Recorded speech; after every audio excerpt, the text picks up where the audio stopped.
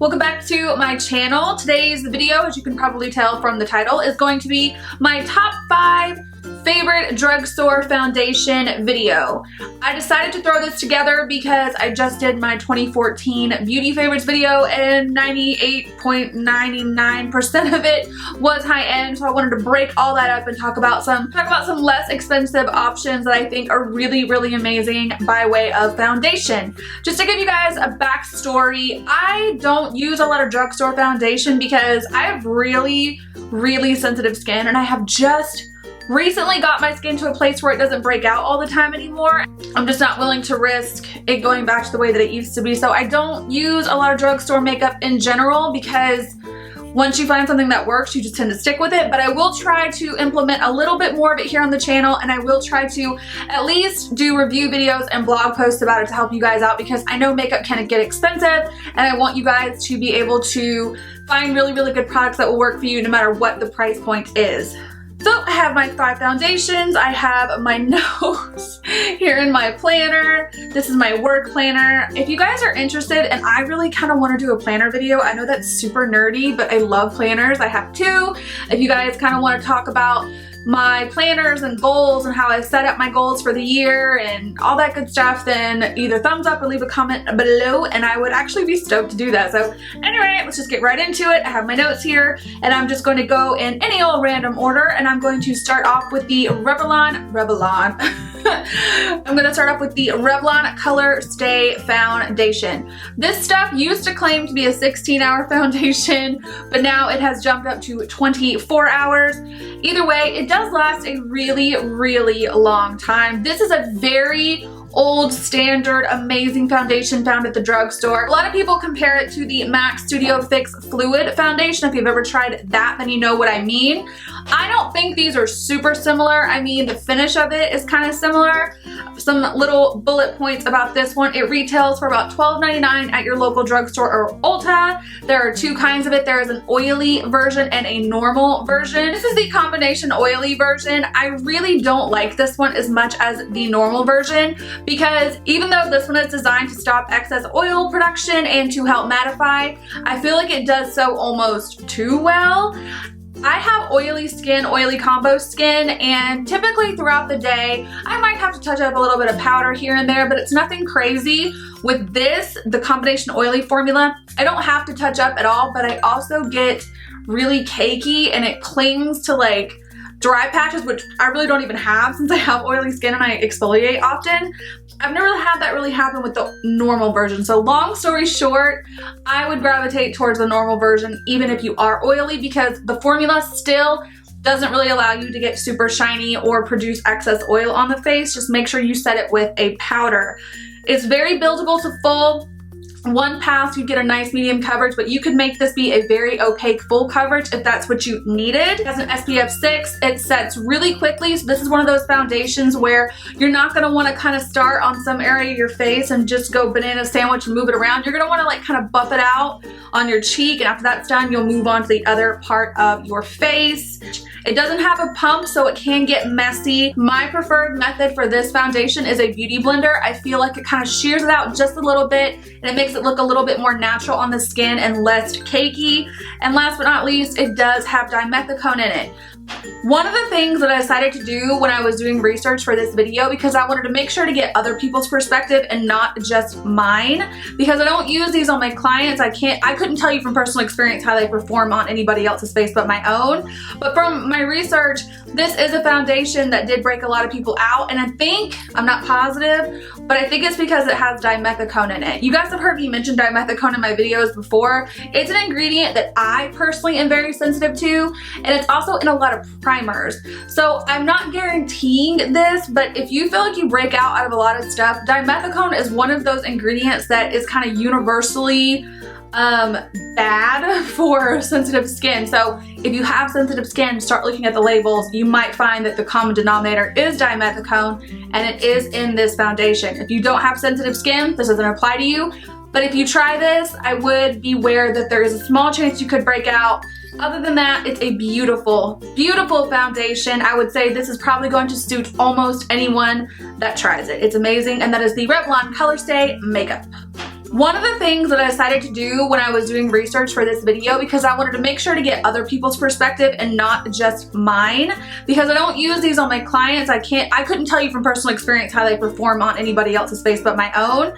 But from my research, this is a foundation that did break a lot of people out, and I think, I'm not positive, but I think it's because it has dimethicone in it. You guys have heard me mention dimethicone in my videos before. It's an ingredient that I personally am very sensitive to, and it's also in a lot of primers. So I'm not guaranteeing this, but if you feel like you break out of a lot of stuff, dimethicone is one of those ingredients that is kind of universally bad for sensitive skin. So if you have sensitive skin, start looking at the labels. You might find that the common denominator is dimethicone, and it is in this foundation. If you don't have sensitive skin, this doesn't apply to you. But if you try this, I would beware that there is a small chance you could break out. Other than that, it's a beautiful, beautiful foundation. I would say this is probably going to suit almost anyone that tries it. It's amazing, and that is the Revlon Colorstay Makeup. Next is my absolute favorite drugstore. Well, I would say this is like my top 2 in terms of favorite drugstore makeups. This is the L'Oreal True Match Super Blendable. I mentioned this foundation in my top 10 under $10 video, which I will link down below if you're interested in. I talk about a lot of drugstore products that are under $10 that are absolutely amazing. This one was in my video because it's just one of my favorite foundations, period, dot, exclamation point. It's not just for a drugstore foundation.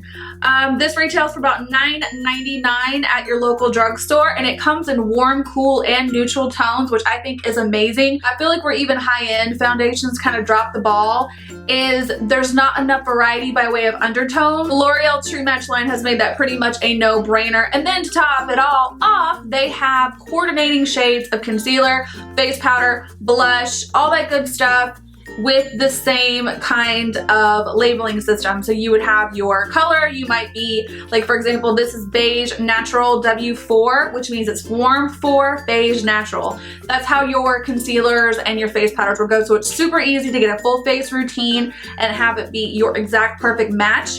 There are 33 shades, so I think you'd be kind of hard pressed to not be able to find your perfect color. It's very lightweight. It has a gorgeous natural satin finish. It's one of my absolute favorite finishes for a foundation I have ever seen.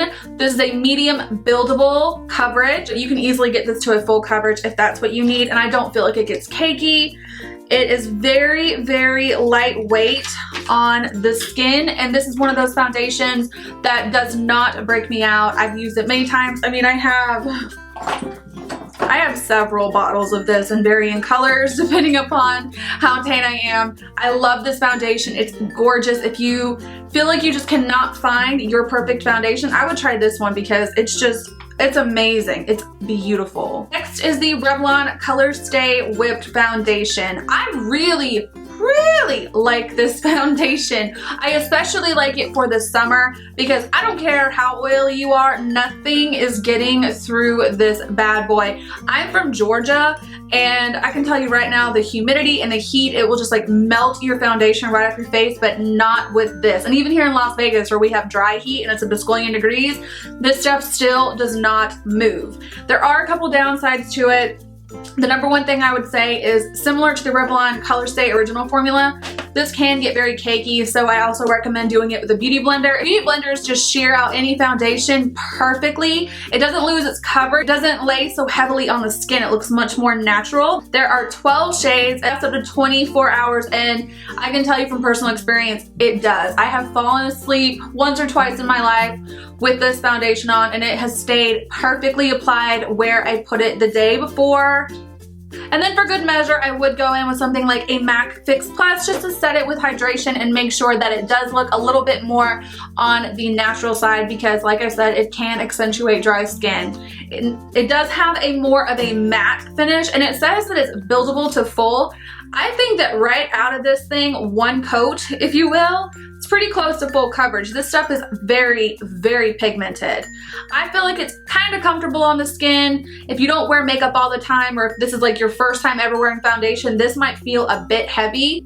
It retails for $14.99. It does say it's best for oily or combo, but I think, like I said, if you go in and do the extra correct measures, it will work perfectly on everyone. It's just beautiful. The L'Oreal True Match Lumi. This foundation is probably, even though it's not best for me because I don't like glowy foundation on its own on myself, I think this is one of the best formulas for a foundation the drugstore has ever come out with. I feel like with drugstore glowy or dewy foundations, you run the risk of it looking kind of, I don't want to say cheap, but yeah, it can look really glittery or shimmery, especially in direct sunlight, and with flash photography, it can easily look, I don't know, not good times, not good times. I don't feel like that is the case with this one. I don't wear this one by itself. I tend to mix it with a more matte or satin finish just to bring a little bit of glow to the final product. But I do really like this one. I have put this on clients before. I'm that confident. I tend to only do high-end in my kit just because I feel like they're paying for it. But this is one of those foundations that I feel like does a high-end foundation's job. The only thing is, if you're oily, this isn't the way I would go. And if you are gonna go that way, I would make sure that you go in with a mattifying primer and you set it with a primer, and I would go in with something like an Urban Decay All Nighter Setting Spray because it really doesn't sit well on oily skin. But for dry skin, this is so unbelievably beautiful. It's perfect. I kind of wish I had dry skin so this would look as good as it does on dry skin people as it does on me. Did I word that correctly? You know what I'm saying.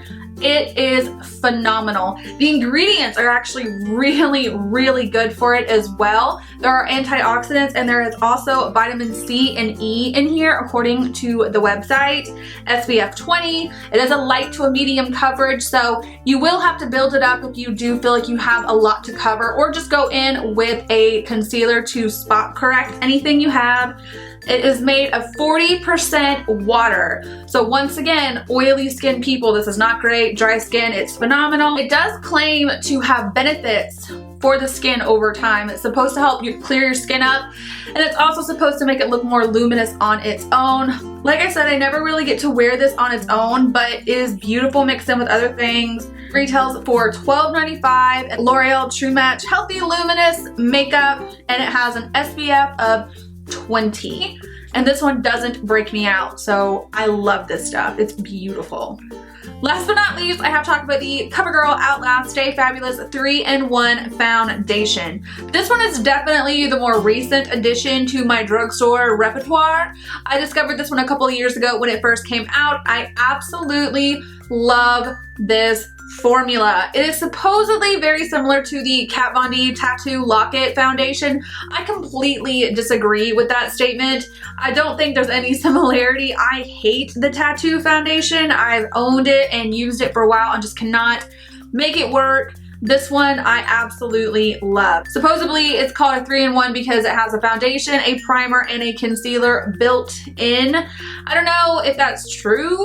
I'm sure by saying that there's a primer built in, what they're trying to insinuate is that it lasts for a really long time, which is true. I feel like this is one of the best wearing foundations I've ever come across. I discovered this one in the dead of the Las Vegas summer and never had any problems with it leaving my face. So it's obviously pretty well suited for people with oily to combination skin. I just would set it with a powder just to be on the safe side. SPF 20 in it as well. And I think the reason that it says that it's a concealer built into it is supposed to kind of be indicative of the fact that it's a really, really good covering foundation. I would say this is a medium to a full buildable foundation, but the cool thing about it is, and this I do agree with in terms of the concealing capabilities, is after you do a layer of foundation, if you go in with a little extra product maybe on the back of your hand, take that product and spot conceal the areas where you feel like you need to cover more. It does that very well and it does not get cakey. So I think that's an amazing component to this product. This one retails for $11.95. It has an SPF 20 in it, which I think is great.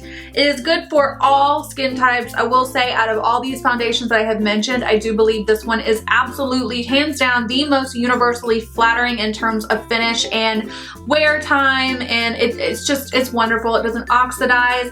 There's not a whole lot of colors. Apparently there are only 15 colors, so you might have to mix and match to get your perfect shade. But other than that, I think this is just the most perfect drugstore foundation. I mean, this one and the L'Oreal True Match are absolutely my favorites.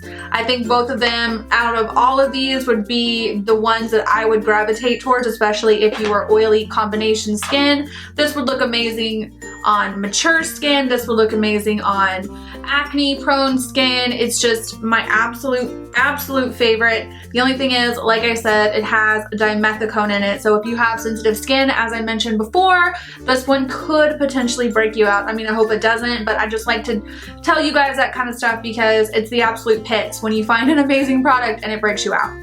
Alright guys, that is it for my top 5 favorite drugstore foundations. I hope you guys enjoyed the video. Thumbs up and subscribe if you have not.